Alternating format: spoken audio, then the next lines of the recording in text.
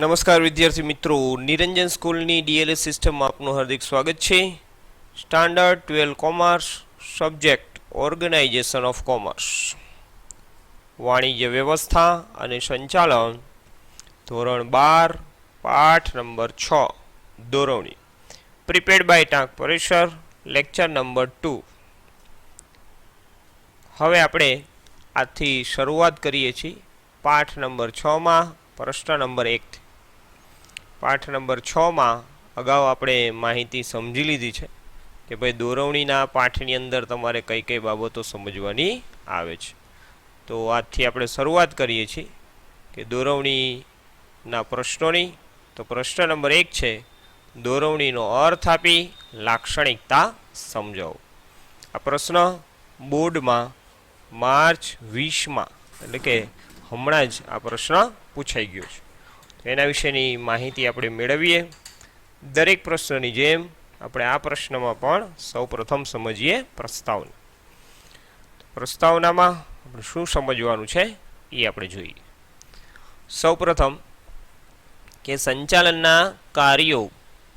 ચાલો વિદ્યાર્થી મિત્રો યાદ કરો જે સંચાલનના કાર્યો કયા. સાચું, પહેલું આવશે આયોજન, બીજું આવશે વ્યવસ્થા તંત્ર, ત્રીજું આવશે કર્મચારી વ્યવસ્થા અને અંકુશ. આવા જે કાર્યો છે એમાંનું એટલે કે એક કાર્યમાં નથી લખેલું એ છે દોરવણી. તો સંચાલનના કાર્યો આયોજન, પ્રબંધ, કર્મચારી વ્યવસ્થા, અંકુશ એની અંદર દોરવણીનો પણ સમાવેશ થાય છે. પરંતુ સંચાલકોએ લીધેલા નિર્ણયનો અમલ, સંચાલકો નિર્ણય જે લેશે ઉત્પાદનને લગતા, વેચાણને લગતા, નફાને લગતા, શેર હોલ્ડરને લગતા આવા બધા જે નિર્ણયો છે એનો અમલ તો દોરવણી દ્વારા જ થાય છે. દોરવણી આયોજન અને વ્યવસ્થા તંત્ર દ્વારા લેવાયેલા નિર્ણયોને અમલમાં મૂકે છે. કર્મચારીઓને સોંપાયેલું કામ કરાવવું એ દોરવણીનું કાર્ય છે. ધંધાકીય એકમનું ધ્યેય અનેક વ્યક્તિઓના સહકાર વિના સિદ્ધ થઈ શકે નહીં. એટલે કે આપણે એમ પણ કહી શકીએ કે ભાઈ ધંધાકીય એકમનું એક ગોલ, એક ધ્યેય હોય છે કે ભાઈ ઉત્પાદનમાં વધારો કરવો છે, વેચાણમાં વધારો કરવો છે. તો એના માટે એમાં અનેક વ્યક્તિઓ કામ કરતા હોય. આ વ્યક્તિઓ જે કામ કરતા હોય એના સહકાર વિના જો એ કામ ન કરે તો ક્યારેય ધ્યેય મેળવી શકાશે નહીં. સંચાલકે પોતાના હાથ નીચેના માણસો ઉપર દેખરેખ રાખવી પડે. હવે સ્વાભાવિક છે કે ધંધાકીય એકમના જે માલિક છે એને જેટલા માણસો કંપનીની અંદર કામ કરતા હોય એના ઉપર દેખરેખ તો રાખવી જ પડશે. તો તમને ખબર હશે આજના આધુનિક સમયમાં કે બધા સીસીટીવી કેમેરા રાખે છે, કર્મચારી કામ કરે છે કે નહીં રેકોર્ડિંગ દ્વારા જોઈ લે છે. તો તેમના ઉપર દેખરેખ રાખવી પડે, તેમને સૂચનાઓ આપવી પડે, એને હુકમો આપવા પડે અને સક્રિય કામગીરી અથવા નેતાગીરી પૂરી પાડવી પડે છે. તો આ જે શબ્દો આવ્યા જેમ કે દેખરેખ, સૂચના, હુકમ, આ બધા શબ્દોને આપણે બીજા અર્થમાં દોરવણી કહેવામાં આવે છે. દરેક એકમમાં કર્મચારીઓની કાર્યક્ષમતાનો આધાર દોરવણી ઉપર જ રહેલો છે. દોરવણી આપનાર સક્ષમ હોય તો સામાન્ય કક્ષાનો કર્મચારી પણ ઉત્તમ પરિણામ લાવે છે. તેના બદલે દોરવણી આપનાર બિન કાર્યક્ષમ હોય તો સારા કર્મચારી પણ અપેક્ષિત પરિણામ લાવી શકતા નથી. તો આમ સક્ષમ દોરવણી એ સંચાલનનું એક અનિવાર્ય અંગ ગણાય છે. તો અહીંયા તમને એ સમજાવવા માગે છે કે દોરવણી આપનાર જે નેતા છે, દોરવણી આપનાર જે ધંધાકીય એકમનો માલિક છે, તો એ જો ધારે તો એના કર્મચારી પાસે ઉત્તમ પરિણામ લાવી શકે. દોરવણી આપનાર એટલો સક્ષમ હોય તો એના કરતાં ઉલટું કે જો એ બિનકાર્યક્ષમ હશે, એને કામ વિશેની કાંઈ સમજણ નથી, તો સારો કર્મચારી પણ ક્યારેય અપેક્ષિત પરિણામ લાવી શકતો નથી. આ બાબત સમજવા માટે હું તમને એક ઉદાહરણ આપીશ. તો એની પહેલાં આપણે આ પેરેગ્રાફમાં કયા શબ્દો યાદ રાખવાના? પહેલું આવશે આયોજન, પ્રબંધ, કર્મચારી વ્યવસ્થા અને અંકુશ. બીજું યાદ રાખવાનું કે અનેક વ્યક્તિઓના સહકાર વિના સિદ્ધ થઈ શકે નહીં. ત્રીજું કર્મચારીઓની કાર્યક્ષમતા. ચોથું બિન કાર્યક્ષમ હોય તો એ શબ્દ યાદ રાખવાનો. આ રીતે શબ્દો યાદ રાખવાના અને અહીંયા આપણે પ્રસ્તાવનાનો બીજો પાઠ સમજીએ છીએ. હવે તો બીજા પાઠમાં આવું તમને સમજાવવા માગે છે કે ધંધાકીય એકમમાં દોરવણી અને માર્ગદર્શન પૂરા પાડવાનું કાર્ય યુદ્ધમાં વ્યૂહરચનાઓ ઘડવાના કાર્ય જેવું છે. બરાબર. હવે તમને ફરીવાર એકવાર બોલિવૂડ ફિલ્મનું જ ઉદાહરણ આપ્યું કે બધાએ ફિલ્મમાં જોયેલું હશે. બરાબર. યુદ્ધ વિશેની માહિતીઓ ઘણા બધા ફિલ્મ આવી ગયા છે, પણ એની અંદર જે આપણે ફિલ્મ કહીએ તો એમાં યુદ્ધમાં કેવી રીતે બધા કેવા સૈનિકોને બધું બતાવવામાં આવે, એ લોકોને દોરવણીને માર્ગદર્શન આપવામાં આવે, વ્યૂહરચનાઓ ઘડવામાં આવે. આ બધી માહિતીઓ આપણે ટીવીમાં જોતા હોય છે. તો એમાં દોરવણી માર્ગદર્શન પૂરા પાડવાનું કાર્ય યુદ્ધમાં વ્યૂહરચનાઓ ઘડવાના કાર્ય જેવું જ છે એમ કહી શકીએ. તેમાં સાધન સામગ્રી, માનવ શક્તિઓના ઉપયોગો, વિશિષ્ટ પ્રથાઓ, કેન્દ્રિત કરવા માટેના સ્થાનો, અર્થતંત્રની ગૂંચવણભરી બાબતો, ધંધાકીય એકમના સાતત્ય વગેરે વિશે વિચારણા કરવાની અને આદેશો આપવાની નૈતિક તેમજ વૈધિક જવાબદારીઓનો સમાવેશ પણ થાય છે. એટલે કે આ બાબતનો પણ ધ્યાન રાખવામાં આવે છે દોરવણીમાં કે ભાઈ માનવ શક્તિ એટલે કર્મચારી, વિશિષ્ટ પ્રથા એટલે કે કામ કરવાની પદ્ધતિ, અર્થતંત્રની ગૂંચવણભરી બાબતો, તો ઘણી વખત એવા નિર્ણય લેવામાં આવે કે ભાઈ ઉત્પાદન વધારવું, ઘટાડવું, આ બધી બાબતો. પછી ધંધાકીય એકમના સાતત્ય, તો સતત ઉત્પાદન થાય, સતત વેચાણ થાય, એવી બાબત વિચારવામાં આવે. આદેશો આપવા, એવી બાબત વિચારવામાં આવે. નૈતિક તેમજ વૈધિક જવાબદારી, આ બધું બાબતનો સમાવેશ દોરવણીમાં, ડાયરેક્ટિંગમાં થાય છે. આ બાબત સમજવા માટે તમને એક ઉદાહરણથી આપણે સમજશું. તો આમાં શબ્દો યાદ રાખવાના છે: વ્યૂહરચનાઓ ઘડવાના કાર્ય, વિશિષ્ટ પ્રથાઓ કેન્દ્રિત કરવા અને નૈતિક તેમજ વૈધિક જવાબદારી. બે પ્રસ્તાવના મેં તમને સમજાવેલી છે ચોપડી પ્રમાણે. તમારે કોઈ એક તમને જે સમજાણી હોય, જે તમને સમજાય અથવા જે તમને લખતા આવડે, એ એક યાદ રાખવાની છે. હવે આપણે સમજીએ એક ઉદાહરણ દ્વારા. આ ફોટોગ્રાફ્સ કોનો છે જુઓ જી વિદ્યાર્થી મિત્રો. કદાચ તમને યાદ આવે તો હિમા દાસ, સાચું. હવે આ ઇન્ડિયન એથ્લેટિક પ્લેયર છે, બરાબર. હવે આની અંદર મારે તમને એ સમજાવવાનું છે કે ખરેખર એક નાનકડા ગામમાંથી આ એથ્લેટિક ખેલાડી આવેલા, પરંતુ જે ત્યારે નાના હતા, જ્યારે પોતે નાનપણમાં જ્યારે રમતા ત્યારે ફૂટબોલ ખેલાડી તરીકે હતા, પરંતુ તેના શિક્ષક દ્વારા એવું જોવામાં આવ્યું કે ભાઈ સારી રનિંગ કરે છે, તો એના શિક્ષકે એને દોરવણી આપી કે ભાઈ તું ફૂટબોલ ખેલાડીની બદલે એથ્લેટિક ખેલાડી તરીકે, પ્લેયર તરીકે ભાગ ભજવ અને કદાચ ભવિષ્યમાં તારું નામ થાય અને ગોલ્ડ મેડલ મળે. તો આજે એનું પરિણામ છે આપણી સામે કે દોરવણી સાચી આપેલી હોવાથી એના શિક્ષક દ્વારા, જે સ્કૂલમાં ભણતા એવા શિક્ષક દ્વારા આજે એ પોતે સફળતા પ્રાપ્ત કરેલી છે.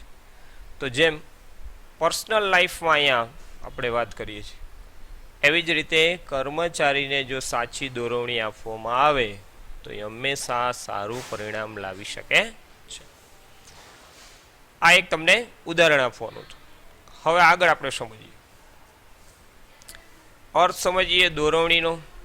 તો સામાન્ય અર્થમાં દોરવણી એટલે કર્મચારીઓને માર્ગદર્શન આપવું, તેમને કામગીરીથી વાકેફ કરવા, તેમના ઉપર દેખરેખ રાખવી, તેમનો કાર્ય જુસ્સો ટકાવી રાખવો.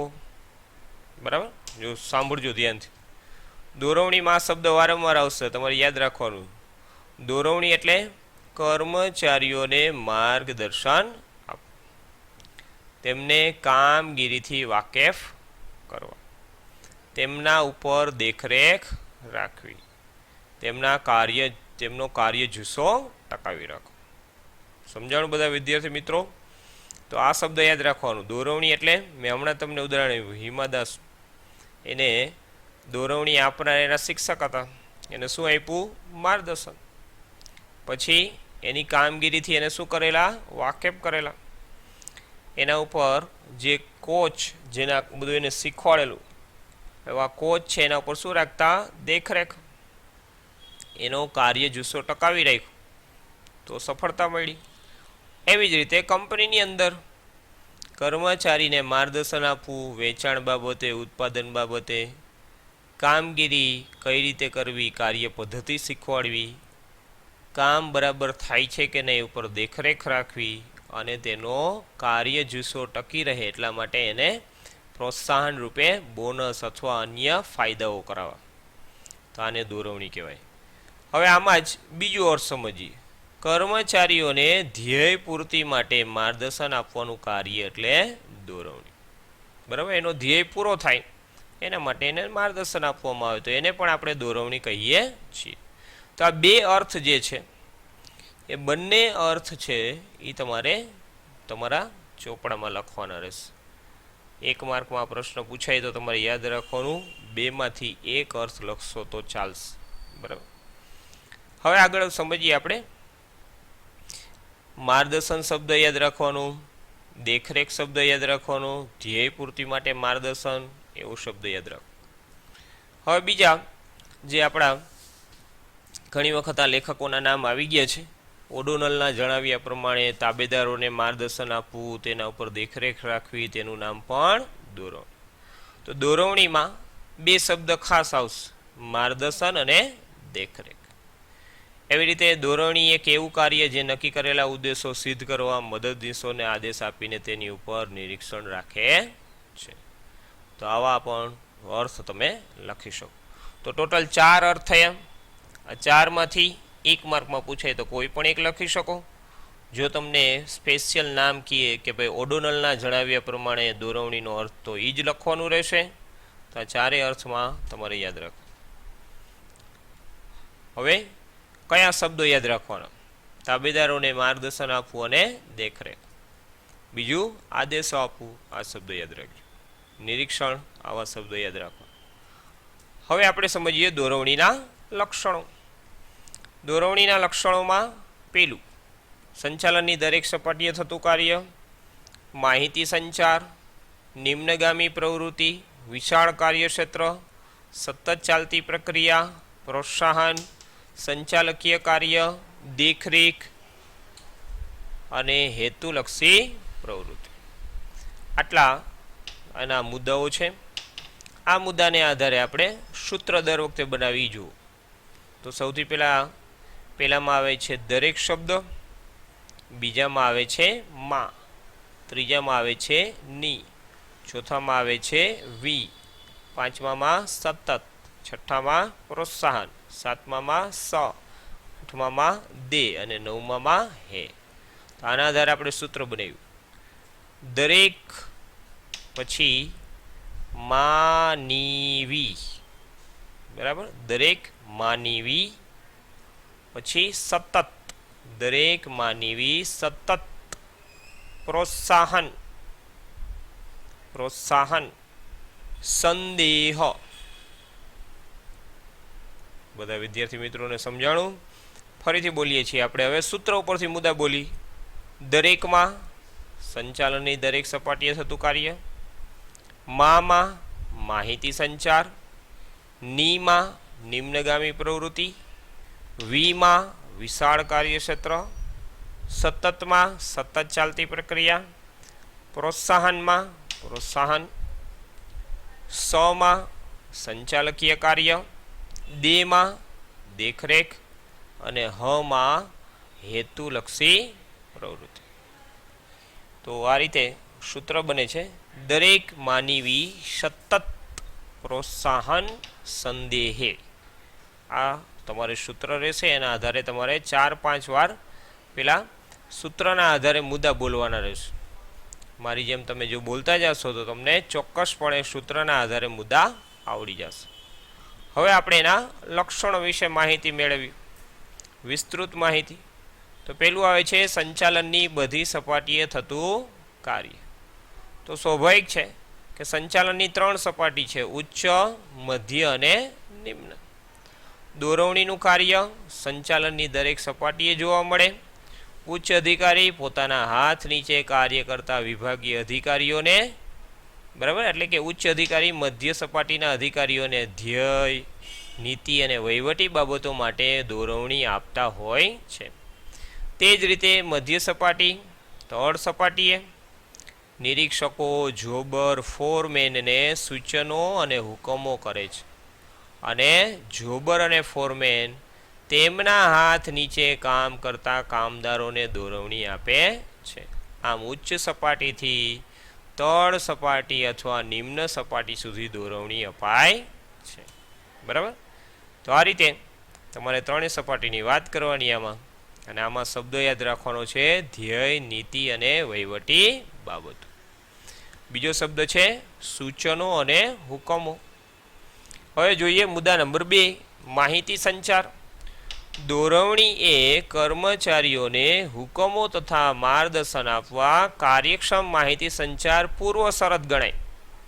હવે માહિતી સંચાર લેખિત, મૌખિક, આ બધાને આપણે માહિતી સંચાર કહીએ છીએ. તો એમ કહેવામાં આવે કે ભાઈ તમારે દોરવણી આપવી છે તો હુકમો આપશો, માર્ગદર્શન આપશો, પણ આપશો કેવી રીતે? લેખિતમાં, મૌખિકમાં? તો એ પૂર્વ શરત, એટલે કે પહેલાંથી નક્કી હોવું જોઈએ કે લેખિતમાં જ આપશું માહિતી. તો આ રીતે માહિતી સંચાર એ પૂર્વ શરત ગણાય. જો માહિતી સંચારની પ્રક્રિયા વ્યવસ્થિત ન હોય, બરાબર, માહિતી સંચાર લેખિતમાં મળતો નથી, યોગ્ય સમયે નથી મળતો, યોગ્ય કર્મચારીને નથી મળતો અને યોગ્ય માર્ગદર્શન નથી મળતું, તો પછી એનો કાંઈ અર્થ રહેતો નથી. એટલે દોરવણીની લાક્ષણિકતામાં બીજું આવશે માહિતી સંચાર. એની અંદર શબ્દો યાદ રાખવાના, માહિતી સંચારની પ્રક્રિયા વ્યવસ્થિત નહીં હોય એવો શબ્દ. ત્રીજો મુદ્દો સમજીએ, નિમ્નગામી પ્રવૃત્તિ. દોરવણી એ નિમ્નગામી પ્રવૃત્તિ છે, તેમાં હંમેશા ઉચ્ચ સપાટીથી તળ સપાટી તરફ પ્રવાહ વહે. બહુ સ્વાભાવિક છે કે આપણે પહેલા પાઠમાં સમજાતા કે ભાઈ સત્તા છે એ ઉપરથી નીચે આવે, ઉચ્ચથી મધ્યમાં, મધ્યમાંથી નિમ્ન સપાટી.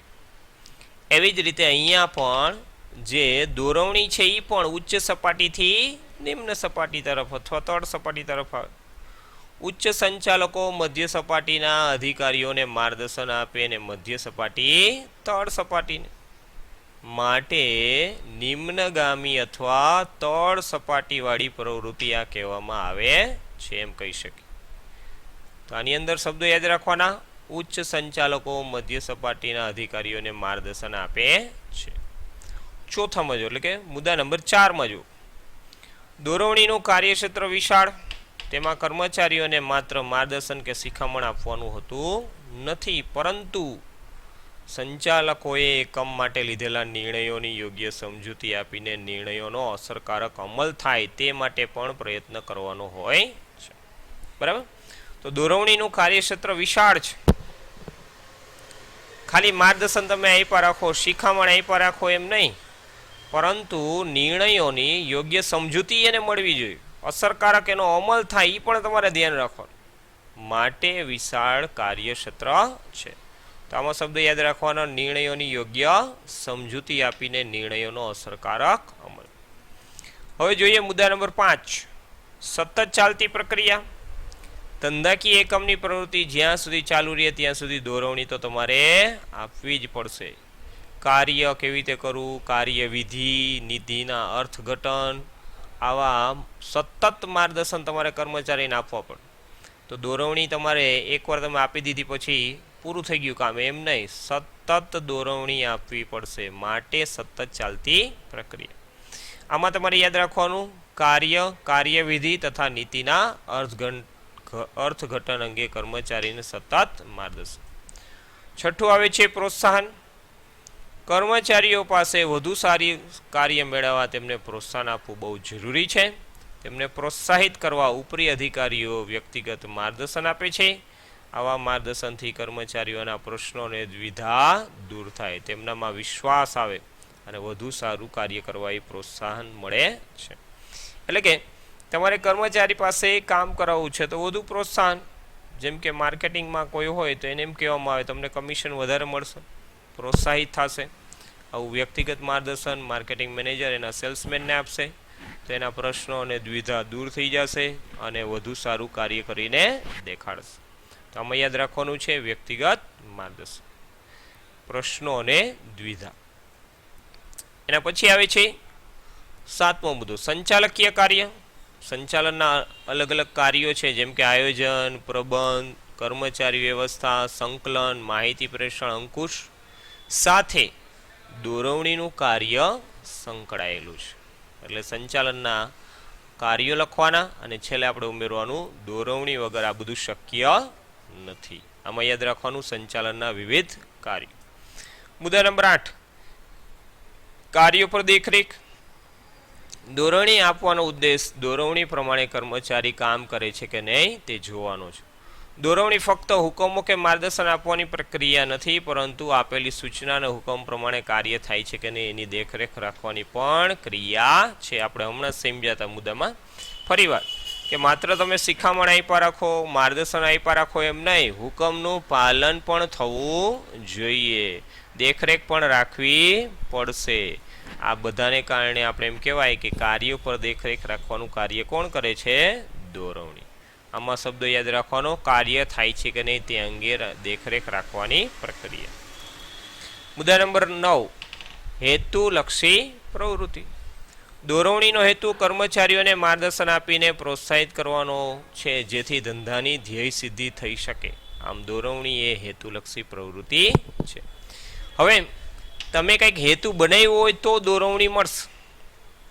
તમે એજ્યુકેશન લેવલે છો એટલે તમારું ઉદાહરણ આપીએ કે ભાઈ તમારે 12મા ધોરણ પછી નક્કી છે કે ભાઈ મારે ગમે એ થાય CA કરવું છે, ચાર્ટર્ડ એકાઉન્ટન્ટ થવું જ છે, તો તમે જેની પાસે સલાહ મેળવશો એ બધી માહિતી તમને આપશે, એને કહેવાય દોરવણી.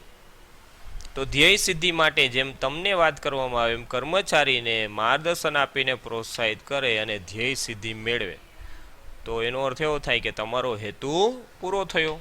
કર્મચારીનો હેતુ પૂરો કરવા માટે દોરવણી આપવી ખૂબ જ જરૂરી છે. તો આ રીતે હેતુલક્ષી પ્રવૃત્તિ, અહીંયા પ્રશ્ન એના વિસ્તૃત મુદ્દાઓ પૂરા થાય છે. હવે તમારે પહેલાં વિડીયો 1 કે 2 વખત બરાબર જોઈ લ્યો, પછી ચોપડામાં તમે 1 વખત એવું લાગે તો જોઈને લખી નાખો અને બીજી વખત મેં તમને જેમ સમજાવેલું છે એ રીતે યાદ કરીને મોઢે લખવાનો પ્રયત્ન કરો. મને વિશ્વાસ છે તમને આવડી જશે. તમારે હોમવર્કમાં પણ આ જ કરવાનું છે કે એકવાર જોઈને અને એકવાર મોઢે લખવાનું, જેથી કરીને તમને આવડી જાય. તો મને વિશ્વાસ છે કે તમને આ સમજાણું હશે. આ વિડીયો જોવા બદલ ખૂબ ખૂબ આભાર, થેન્ક યુ. અને આ વિડીયોને શેર અને લાઈક આપજો. Thank you very much.